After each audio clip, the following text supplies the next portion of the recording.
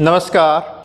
Soil या मिट्टियाँ या मृदा भूपृष्ठ की ऊपरी असंगठित परत को सॉइल कहते हैं। जैसा आप देख पा रहे हैं मेरे हाथों में दो अलग अलग प्रकार की मिट्टियाँ हैं जिनका आप रंग अलग देख पा रहे होंगे। इसके अलावा उसमें मिट्टी के जो कण हैं वो डिफरेंट होंगे।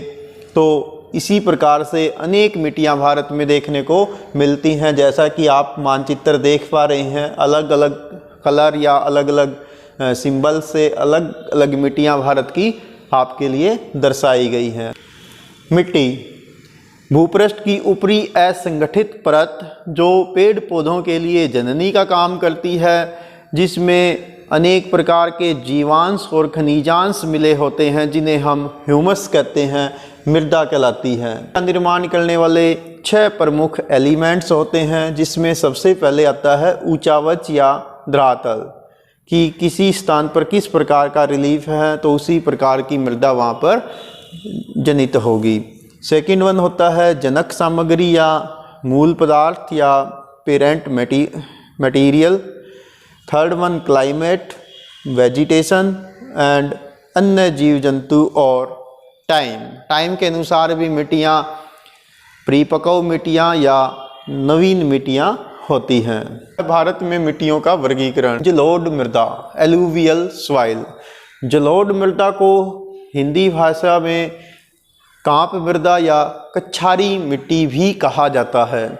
जलोढ़ वास्तव में जल में पहाड़ी क्षेत्रों से या बरसात के कारण जो मिट्टी का अपरदित पदार्थ होता है उसको पानी अपने साथ बहाकर ले आता है, जिसे हम जलोढ़ कहते हैं, यानी सिल्ट होता है ये। और जहाँ नदी के अंदर गति कम हो जाएगी, पानी फैल जाएगा, तो वो सारा सिल्ट वहाँ पर डिपॉजिट हो जाएगा। इस प्रकार से नदियों के द्वारा या वायु के द्वारा एक स्थान से दूसरे स्थान पर अपरदित पदार्थ को ले जाकर डिपॉजिट करने से इन मृदाओं का निर्माण हुआ है। ये मृदाएं मैदानी भागों में, डेल्टाई भागों में और बाढ़ के प्रदेशों में मिलती हैं। इनका रंग ब्राउन होता है यानी भूरा होता है। इसके अलावा डेल्टाई प्रदेशों में इस प्रकार की मिट्टी को डेल्टाई मिट्टी के नाम से जाना जाता है। जैसे भारत के अंदर Sundarban delta, Mahanadi delta, Krishna Godavari delta और कावेरी डेल्टा में इस प्रकार की नवीनतम जलोढ़ मिट्टी मिलती है। इसके साथ साथ भारत में जो जलोढ़ मिलता है, एलुवियल सॉइल है, ये उत्तर भारत के मैदानी भागों जैसे पंजाब, हरियाणा, उत्तर प्रदेश, बिहार, वेस्ट बंगाल, आसाम, इसके साथ साथ भारत के कोस्टल जो प्लेन्स हैं उनमें भी ये मिट्टी पाई जाती है। भारत के अंदर जलोढ़ मृदा सबसे विस्तृत क्षेत्र में मिलती है, जो भारत के लगभग 43.7% भूभाग पर मिलती है, यानी लगभग 15 लाख वर्ग किलोमीटर एरिया पर भारत में एलुवियल सॉइल मिलती है। एलुवियल सॉइल को हम जो है अनेक विशेषताओं के रूप में आगे अध्ययन करेंगे। जैसे इस मृदा का रंग जो है हल्का भूरा या हल्के पीले रंग का होता है। यह मिट्टी भारी दोमट या कहीं कहीं पर ये बलुई या चिकनी के मिट्टी के रूप में भी होती है। विभिन्न प्रदेशों में इसकी गहराई अलग अलग होती है। गंगा के मैदानी भाग में इसकी मिट्टी की गहराई सबसे अधिक है। इसके अलावा जो एलुवियल सॉइल होती है, जलोढ़ मृदा या कांप मृदा है, इसमें नाइट्रोजन, फास्फोरस तथा वनस्पति के अंश ह्यूमस की कमी होती है। इसके विपरीत पोटास और चूना इसमें पर्याप्त मात्रा में होते हैं। हालांकि ये मिट्टी अत्यधिक उपजाऊ मिट्टियों में से एक है। इस मिट्टी को हम प्रवाहित मिट्टी भी कह सकते हैं, क्योंकि जन्म से जमाव तक ये एक लंबा रासायनिक सर्कल जो है कंप्लीट करती है या लंबा एक मार्ग अपनाती है। मुलायम होने के कारण इस मिट्टी के अंदर कुएं खोदना, ट्यूबवेल लगाना या नहरें बनाना आसान भी होता है और कम खर्चीला होता है। इन मिट्टियों में सिंचाई की सुविधाओं को अपनाया जाता है। ये मिट्टी जो है गहन कृषि के लिए जानी जाती है, जैसे चावल, ज्वार, बाजरा, मक्का, गन्ना, तिलहन, दलहन, तंबाकू, हरी सब्जियां आदि इसमें खूब पैदा की जाती हैं। इन मिट्टियों को उपजाऊपन और संरचना के आधार पर हम 2-3 भागों में कैटेगराइज कर सकते हैं। जैसे एक है खादर मिट्टी, ये नवीनतम नई जलोढ़ मिट्टी होती है जहाँ पर हर वर्ष बाढ़ का पानी पहुँच जाता है। ये प्रदेश नदियों के आसपास का क्षेत्र होता है और उपजाऊ प्रदेश ये रहता है, क्योंकि इसमें रेनी सीजन में फ्लड प्लेन के रूप में ये कन्वर्ट हो जाता है, जिससे नई लेयर मिट्टी की इसके ऊपर बिछ जाती है। तो इसे हम बोलते हैं खादर मृदा। इसको कहीं कहीं पर बेट भी कहा जाता है। दूसरी होती है बांगर मिट्टी, जो पुराने जलोढ़ के निक्षेप होते हैं जो नदियों से दूर होते हैं, जहाँ पर हर वर्ष बाढ़ का पानी नहीं पहुँचता है। लगातार खेती करने के कारण से ये प्रदेश थोड़ा सा कम उपजाऊ हो जाता है। ऐसे प्रदेशों को बांगर सॉइल या बांगर प्रदेश कहते हैं। कहीं कहीं पर इसका नाम धाया भी होता है। तीसरी जो जलोढ़ मृदा है वो नूतन जलोढ़ मृदा या डेल्टाई मिट्टी के रूप में जानी जाती है, जो भारत के डेल्टाई प्रदेशों में मिलती है। ये बिल्कुल लेटेस्ट एलुवियल सॉइल होती है, जिसका निर्माण जिस समय हम अध्ययन कर रहे हैं इस समय भी हो रहा है। जैसे गंगा डेल्टा, महानदी, गोदावरी, कृष्णा और कावेरी डेल्टा, इस समय भी नदियां वो प्रवाहित हो रही हैं और अपने साथ सिल्ट को लगातार वहाँ पर डिपॉजिट कर रही हैं। तो यहाँ ये ऐसी मिट्टी होती है जो बिल्कुल लेटेस्ट होती है। नेक्स्ट वन है ब्लैक सॉइल। जैसा कि नाम से पता चल रहा है, इसका रंग काला होता है। इस मिट्टी का निर्माण ज्वालामुखी विस्फोट से, जो वोल्केनिक इरप्शन होता है, उससे जो मैग्मा बाहर आता है तथा वो लावा के रूप में ज़मीन पर फैल जाता है, तो उसके बाद इन मिट्टियों का निर्माण होता है। अपक्षय प्रक्रिया से ये मिट्टियाँ टूट फूट जाती हैं, तो जिससे काली मिट्टी का निर्माण ज्वालामुखी विस्फोट के लावा से होता है। ये मिट्टियाँ भारत के अंदर मध्य प्रदेश, महाराष्ट्र और गुजरात, इनमें मुख्य रूप से मिलती है। इसके साथ साथ छत्तीसगढ़, तेलंगाना, आंध्र प्रदेश और तमिलनाडु के कुछ क्षेत्रों में भी ये मिट्टियाँ मिलती हैं। कुल मिलाकर भारत के अंदर ब्लैक सॉइल लगभग 5 लाख वर्ग किलोमीटर एरिया में मिलती हैं। ये भी उपजाऊ मिट्टियों में से एक होती है, जो जलोढ़ मृदा के बाद दूसरी सबसे ज़्यादा विस्तृत क्षेत्रों पर पाई जाने वाली भारतीय मिट्टी है। इसे कभी कभी जो गुजरात, मध्य प्रदेश, महाराष्ट्र के लोग हैं, ये इसको रेगड़ सॉइल भी कहते हैं, यानी इसका लोकल नेम रेगड़ मिट्टी है। इसमें कपास सबसे ज़्यादा होती है। ये क्रॉप आप देख पा रहे हैं, ये कपास के खिले हुए पौधे आप देख रहे हैं, तो कपास इसमें सबसे ज़्यादा होती है, इसलिए इसको कपास की काली मिट्टी भी कहते हैं। अब हम काली मिट्टी की विशेषताओं का अध्ययन करेंगे। प्यारे विद्यार्थियों, ये स्थायी मिट्टियाँ होती हैं क्योंकि इनका निर्माण एक ही स्थान पर होता है। इनमें चूना, लोहा, magnesium, calcium carbonate, aluminium, potash अधिक मात्रा में मिलता है, लेकिन इसमें फास्फोरस और नाइट्रोजन की कमी होती है। इनका रंग काला होता है काली मिट्टी का। कणों की बनावट के आधार पर ये सघन और महीन कणों वाली मिट्टी होती है। इस मिट्टी की एक विशेषता ये रहती है कि इसमें नमी अधिक देर तक ये संजो कर रखती है, यानी ये अधिक देर तक नमी को धारण करके रख सकती है। इस कारण से इसमें सिंचाई की आवश्यकता कम पड़ती है। अधिक देर तक इसमें जल रुक जाता है, इसलिए ड्राई फार्मिंग के लिए ये मिट्टी आदर्श होती है। स्वभाव से ये मिट्टी चिकनी होती है और इसका एक दोष भी है, क्या कि जब हम इस मिट्टी को सिंचित करेंगे या सिंचाई करेंगे या बरसात के कारण ये मिट्टी गीली हो जाएगी, तो ये बहुत ज़्यादा चिपचिपी हो जाती है, स्टिकी हो जाएगी, तो इसमें हल चलाना मुश्किल होगा। और जब ये मिट्टी सूखेगी तो बहुत ज़्यादा सख्त हो जाती है, जिससे इसमें ऐसे क्रैक्स पड़ जाती हैं। तो दोनों ही दशाओं में ये अनुकूल नहीं रहती क्रॉपिंग के लिए। तो इसमें किसान को बड़ा वैज्ञानिक नज़रिया इसके ऊपर रखना पड़ता है, दृष्टिकोण रखना पड़ता है कि मिट्टी जैसे ही हल्की सी सूखे तो इसकी जुताई करनी पड़ती है, यानी पहली बारिश के बाद इस मिट्टी की जुताई कंपलसरी हो जाती है।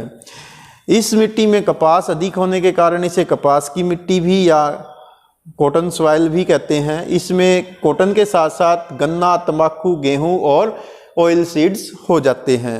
इसको कहीं कहीं पर लोकल लैंग्वेज में रेगड सॉइल कहा जाता है। नेक्स्ट वन है रेड एंड येलो सॉइल। लाल पीली मिट्टियाँ जो हैं अपक्षय के कारण रवेदार या रूपांतरित चट्टानों के टूटने फूटने से बनती हैं। ये मिट्टियाँ प्रायद्वीप भारत में मुख्य रूप से मिलती हैं, जो भारत के लगभग 2 लाख वर्ग किलोमीटर एरिया पर फैली हैं। ये तमिलनाडु, आंध्र प्रदेश, छत्तीसगढ़, दक्षिणी महाराष्ट्र, इस दक्षिण पूर्वी महाराष्ट्र, उड़ीसा, छोटा नागपुर का पठारी प्रदेश, इन सब क्षेत्रों में ये मिट्टियाँ मिलती हैं। इन मिट्टियों की विशेषता क्या है? इन मिट्टियों का रंग होता है लाल, इसलिए इनको रेड सॉइल कहते हैं। इन मिट्टियों में जलयोजन की प्रक्रिया के कारण कभी कभी ये पीले रंग की हो जाती हैं। इसमें लोहा, चूना, एल्यूमिनियम की मात्रा तो अधिक होती है, लेकिन इसमें नाइट्रोजन, फास्फोरस और जैव पदार्थ जिसे ह्यूमस कहते हैं उसकी कमी होती है। ये मिट्टियाँ कम उपजाऊ मिट्टी होती हैं जो रेड सॉइल हैं। और ये शुष्क मिट्टी या बरानी एग्रीकल्चर, बरानी कृषि उस कृषि को कहते हैं जिसमें सिंचाई की ज़रूरत नहीं होती, जो बरसात के ऊपर डिपेंड करती है, जैसे चना, जैसे सरसों, जैसे दलहन या बाजरे की खेती करना। तो इस प्रकार ये शुष्क एग्रीकल्चर के लिए अनुकूल रहती हैं। हालांकि उर्वरकों का प्रयोग करके रेड सॉइल में चावल, गेहूं, गन्ना, कपास और पल्सिस या दालें बोई जा सकती हैं। नेक्स्ट है लेटराइट मृदा। लेटराइट शब्द ग्रीक भाषा का शब्द है। ग्रीक भाषा में लेटर शब्द का मतलब होता है ईंट यानी ब्रिस्क। तो ये मिट्टी ईंट की भांति कठोर और लाल रंग की होती है। मानसून जलवायु में यह मिट्टी उन स्थानों पर बनती है जहाँ पर अधिक वर्षा और ऊंचा तापमान रहता है, आर्द्रता और शोषकता के क्रमिक दौर आते हैं। तो ऐसे प्रदेशों में, उष्ण आर्द्र प्रदेशों में इस प्रकार की मिट्टी का निर्माण होता है। इसमें क्या होता है कि जब ऐसी दशाएं होंगी, बहुत अधिक बारिश, बहुत अधिक टेम्परेचर, कभी गर्मी आ गई, कभी रेनी सीजन आ गया, तो ऐसे में जो मिट्टी की ऊपरी परत है उससे चूना और सिलिका वर्षा के जल के साथ नीचे की परतों में पहुंच जाता है और लोहा और एल्यूमिनियम के कण ऊपर आ जाते हैं। तो ऐसी प्रोसेस को लीचिंग बोलते हैं, जिसे निक्षालन कहा जाता है, तो जिससे लेटराइट मृदा का निर्माण होता है।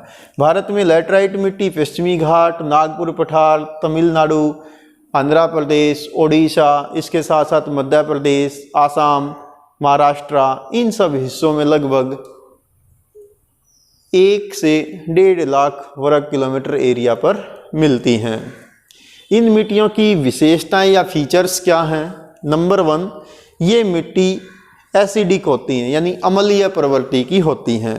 इनमें नाइट्रोजन, चूना, फास्फोरस, मैग्नीशियम और जैव पदार्थ यानी ह्यूमस की कमी होती है, जिस कारण ये मिट्टियाँ कम उपजाऊ होती हैं। इन मिट्टियों में कंकरीलापन और छिद्र युक्त भी ये मिट्टियाँ होती हैं। इन जो लेटराइट मिट्टी है ये खेती के लिए बहुत अधिक उपजाऊ नहीं होती। ये मिट्टी चरागाहों के लिए या झाड़ी नुमा वनों के लिए उपजाऊ रहती है या अनुकूल रहती है। इन मिट्टियों में यदि उर्वरकों का प्रयोग करें तो यहाँ पर कॉफ़ी, रबड़ और काजू जैसी फसलें ली जा सकती हैं या उनकी खेती की जा सकती है। भवन निर्माण के लिए ये मिट्टी काफ़ी अनुकूल रहती है क्योंकि ये कुदरती हार्ड होती है, तो इससे अगर ईंटें बनाएंगे तो वो हार्ड रहेंगी। नेक्स्ट है शुष्क मृदाएं, अराइड सॉइल। शुष्क और उष्ण जलवायु में भौतिक अपक्षय के परिणाम से जो मिट्टी का निर्माण होता है, रेत का निर्माण होता है, उसे हम शुष्क मृदा कहते हैं। पवनों द्वारा या वायु के द्वारा इस रेत को एक स्थान से दूसरे स्थान पर परिवहन या निक्षेपण कर दिया जाता है, जिससे बलुई मृदा का निर्माण होता है, जिसे हम डेजर्ट सॉइल कहते हैं। ये आप चित्र देख पा रहे हैं, ये डेजर्ट सॉइल है। इसका रंग पीला होता है, मिट्टी के कण मोटे होते हैं। इसमें अगर आप पानी डालेंगे तो तुरंत पानी इसके अंदर चला जाएगा। तो ऊपर की परत इसकी जल्दी सूख जाती है, हालांकि अंदर की परतों में नमी मेंटेन रह जाती है। तो इसमें वे फसलें हो सकती हैं जिनको कम पानी की ज़रूरत होती हैं, जिनकी जड़ें गहरी होती हैं, ये मिट्टी भारत के अंदर राजस्थान, उत्तरी गुजरात, दक्षिण पश्चिमी पंजाब और दक्षिण पश्चिमी हरियाणा में लगभग 1.5 लाख वर्ग किलोमीटर एरिया के आसपास मिलती हैं।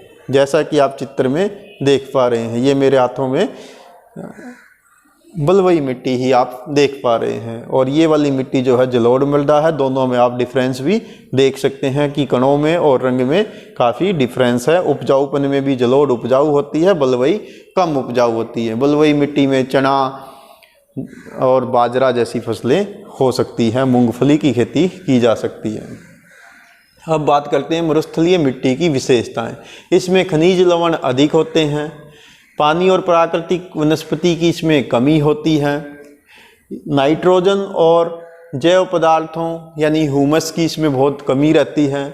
वर्षा की कमी के कारण जो घुलनशील लवण है उसका निष्कालन नहीं हो पाता, तो परिणाम क्या होता है कि ये मिट्टियाँ स्वभाव से एल्कलाइन हो जाती हैं, अक्षारीय हो जाती हैं।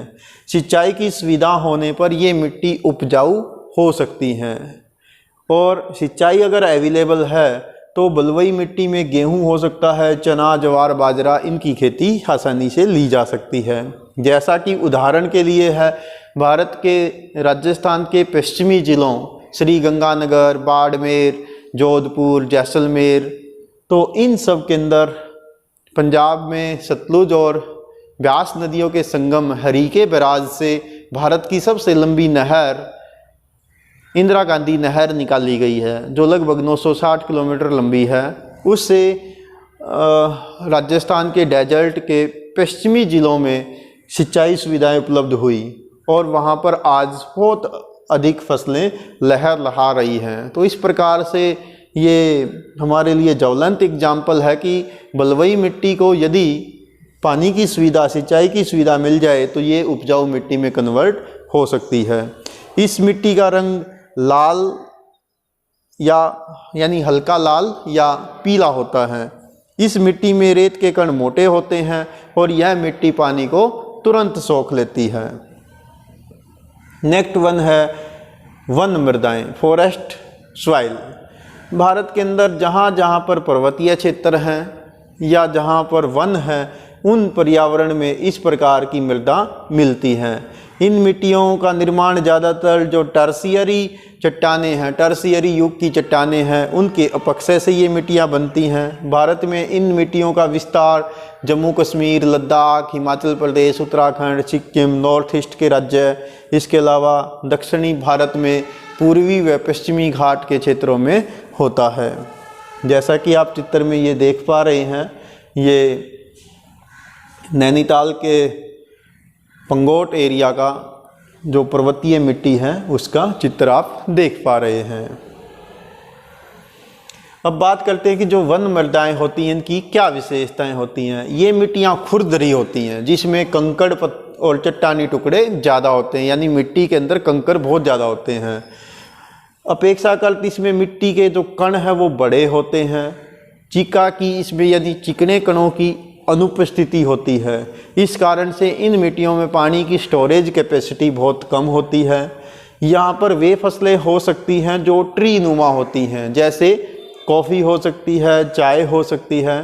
तो ऐसी फसलें के लिए ये उपयुक्त मिट्टी रहती है। उनको वैसे भी पारगम्य मिट्टियाँ की ज़रूरत होती है, यानी जिसमें नमी थोड़ी बहुत रह जाए और पानी जड़ों में ना रुके। इन मिट्टियों में लोहे के अंश और जैव पदार्थों की अधिकता होती है, लेकिन चूना और पोटास की कमी होती है वन मृदाओं में। इन मिट्टियों में चाय, कॉफ़ी, सेब, आड़ू, चेरी, अखरोट इस टाइप्स के पौधे उगाए जा सकते हैं। इसके साथ साथ इसमें कुछ मेडिसिनल प्लांट्स भी उगाए जा सकते हैं। जटिल संरचना और ऊंचाई के अनुसार ये मृदाएं बदल जाती हैं। जैसे जैसे पहाड़ पर ऊंचाई की ओर जाते हैं तो क्लाइमेट चेंज होती है, तो इसमें मिट्टियों के अंदर विभिन्नता देखने को मिलती है। नेक्स्ट वन है लवण मृदाएं, सैलाइन सॉइल, यानी वे मिट्टियाँ जिसमें लवण और अक्षारों का तत्व अधिक होता है। इन मिट्टियों को लवणीय मिट्टी या अक्षारीय मिट्टी कहा जाता है। इन मिट्टियों का निर्माण वहाँ होता है जो एरिया वाटर लॉगिंग की समस्या से ग्रस्त होते हैं। जैसे कोई नदी है या कोई नहर है जो लगातार जिसमें पानी बहता रहता है, उसके कारण से आसपास के एरिया में जो वाटर लेवल है वो ऊपर आ जाता है। तो ऐसे जलग्रस्त क्षेत्रों में इस प्रकार की मिट्टियाँ बनती है जिसे जलाक्रांता की समस्या कहते हैं।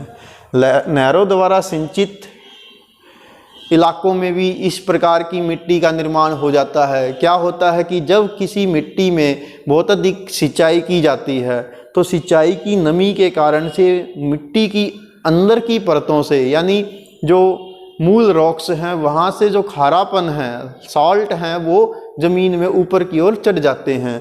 तो इस कारण से मिट्टी की जो ऊपर की लेयर है वो सॉल्टी हो जाती है, वो फसलों के लिए अनुपयुक्त हो जाती है।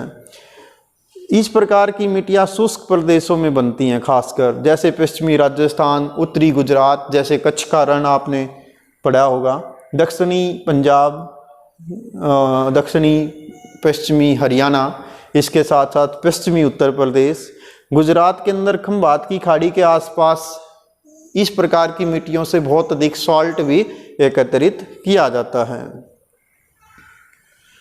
लवणीय मिट्टी की विशेषताएं। इस मिट्टी को अनेक नामों से जाना जाता है, जैसे इस मिट्टी को थूर, उस्सर, रे, कल्लर, संकड़, चौपान, इन सब नामों से जाना जाता है। अलग अलग एरिया में अलग अलग नाम होते हैं। ये मिट्टियाँ अनउपजाऊ होती है, अनफर्टाइल होती हैं। हालांकि इसमें जैव उर्वरकों का, यानी गोबर की खाद का या हरी खाद का प्रयोग करके हम इन मिट्टियों को उपजाऊ बना सकते हैं। इसमें मिट्टी की ऊपर की परत में सॉल्ट की मात्रा बढ़ जाती है, ये अक्षारीय या अम्लीय हो जाती हैं। सेकंड वन है पीठ में सॉइल। इन मिट्टियों का निर्माण वहाँ होता है जो एरिया अधिक आर्द्रता युक्त होते हैं, या तो वो वहाँ बारिश ज़्यादा होती है या वहाँ पर जो है समुद्र तटीय एरिया होते हैं।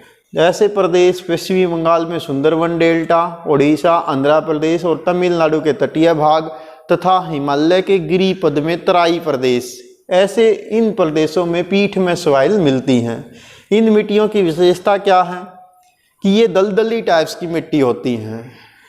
दलदली मीन्स जिसमें बहुत अधिक नमी रहती है, सूखती नहीं है ये मिट्टियाँ। तो इसमें लौहांश और जीवांश की मात्रा अधिक होती है। पटसन की खेती के लिए ऐसी मिट्टी उपजाऊ होती है, जिसे हम दलदली मिट्टी या डेल्टाई मिट्टी कह सकते हैं। वर्षा ऋतु की कारण ये मिट्टियाँ अधिकांश जल में डूबी रहती हैं और इन मिट्टियों में चावल की खेती भी की जा सकती है। Thank you. Have a nice day.